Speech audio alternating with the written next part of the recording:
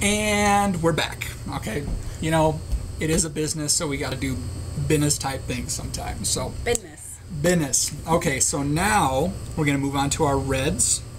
We're gonna go with the Anciano, yes, Tempranillo.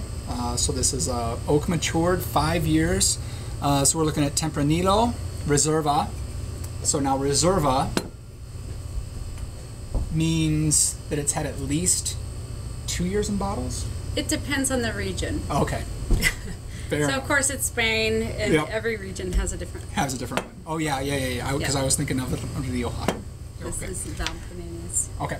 All right. So where are we going to go on the tastings here? So off camera, we had a little chat about maybe revisiting the rosemary cracker. Yes. And we have some meat. And earlier when we did our in-store tasting, people, since this is old world, would taste the wine, and this is perhaps people with a little less background in wine, and not like it, and then try the meat and like it. It's, you know, it's a typical food wine, you know, happy little marriage. So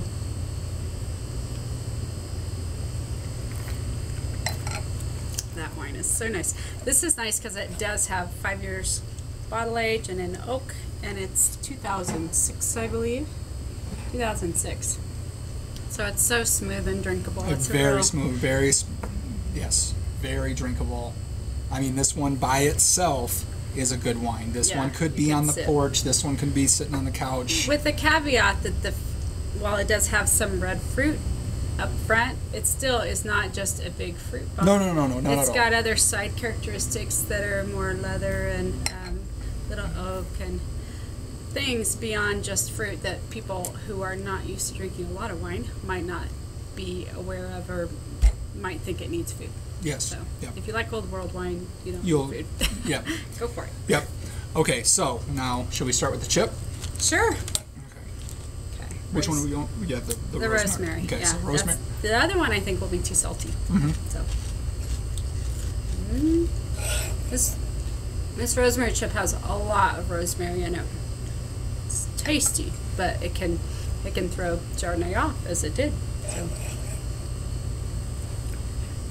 interesting. It definitely holds up to it. And again, it's got a weird that rosemary comes. It just demolishes.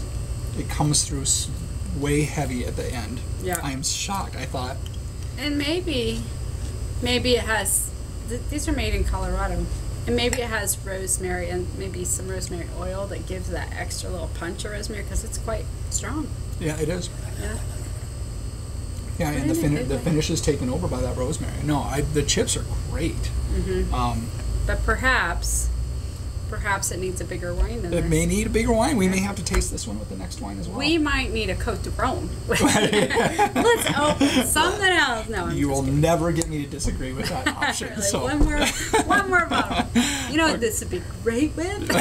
Let's go open it. Okay, so what else do we want to? Let's try this meat. So this meat is just easy grilled, pre-grilled, grocery store. Go. Cold, because we let it sit out. Makes it even worse. But what we're getting from this is pretty much just the addition of protein and fat.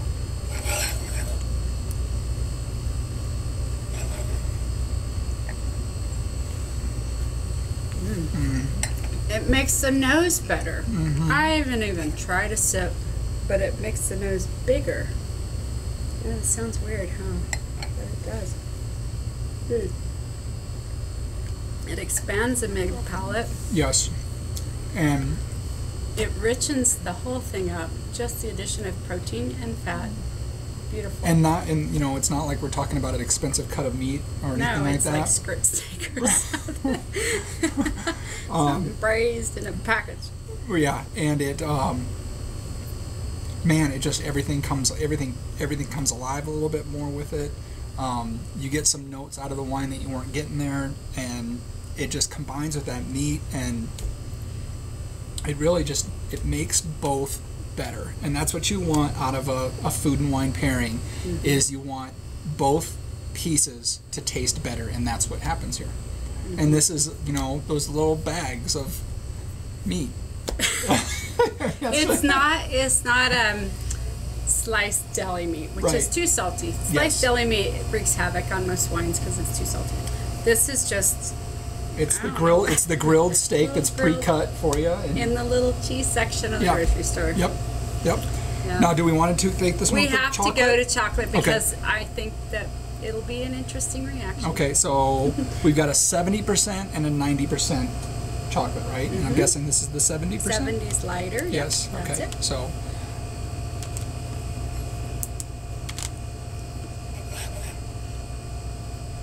%70 is still not very sweet, but we'll see what happens.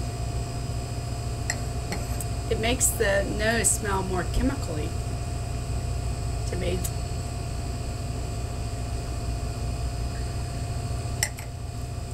I like it. Yeah, it adds the fat, Yeah, I do. Yeah, and you know, if... but it's not like it's not better. No. It's no. just not offensive. You know, like it'd be offensive if we tried the Chardonnay or the Sauvignon Blanc for that. Yes. But it's pretty neutral. I mean, Yeah. I give it a C. C. C. Not an ABC, but a C. I give it a C. I give the meat an A. So, Yes, yeah, okay. So that's All right, so now to 90%? yes. Do we go there? Right. This is like eating chalk. It's so the tannins are so high in this that it's making my mouth water. Yes. Like eating a coffee bean. Yes. Mm-hmm. Get the wine in your mouth fast.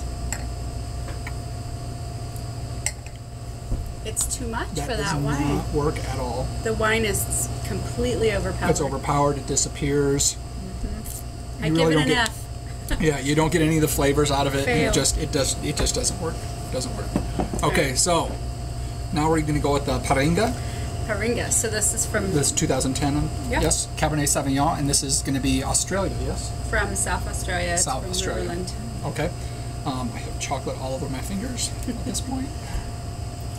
So Look how much darker. I haven't shown a lot of the wines because there wasn't much to show, but this is a dark wine. you can't even read through that one. No, I mean you can't. No. This is, you can, as I'm twisting it, you can see the color hanging onto the glass. So I'm expecting this one's going to be big. And these are all affordable everyday wines. So Yeah. we're not talking about, spending a bundle on a big Bordeaux. These are everyday drinkers. We even have a couple of them in our $100 mixed case, so they're very value priced. And so that's the true test. Yes. It's Yep. easy to be $50 and good. It's hard to be $10 and good. Right. $12. So here we go. So- and I still have so much chocolate on my palate. Right, I have. Let's cleanse that out before we go. So now the nose is. It's got an interesting nose. You can tell. I would be thinking that this is a warmer climate from the nose that's coming off on this. Yeah, and to be honest, a lot of producers from this region, which is Riverland, or Riverina, are the nose on the Shiraz, the Cab, and the Merlot are almost undetectable in differences because it's so hot. It's almost like you're drinking stewed something. Gotcha. Yeah. And Australia is it's a tricky one too because when you're looking on especially the southern border of Australia, you're getting a lot of that Antarctica winds and cold coming up. It really cools it off, and you get inland just a little bit. All of a sudden, you're in. So now we're inland. Yeah, It's the difference. yeah, absolutely. It's completely irrigated. There's no natural water source. It's the Murray River Basin.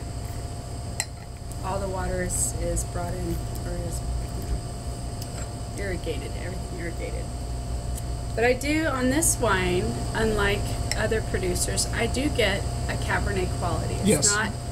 You can tell it's Cabernet. And this is a bigger wine.